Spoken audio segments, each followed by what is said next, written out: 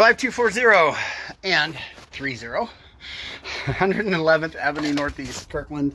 Final camera from Maine all the way back. So you can see where we repaired the tap, which is right here. I'll send some stills so you'll have a better view. Right now we're in the stovepipe, that's why all you see is that water drip.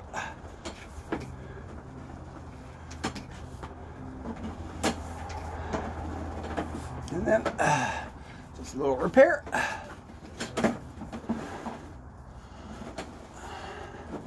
Liner.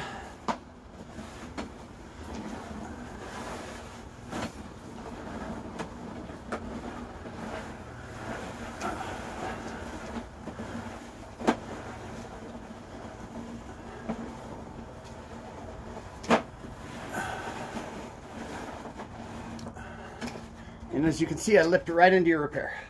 You can't even tell where the liner ends and your PVC begins. And now this you've had before. So that was just the Y? Yeah. And the Y out. Yeah, I didn't want to line through the Y. I would have blocked one of you off. Yep.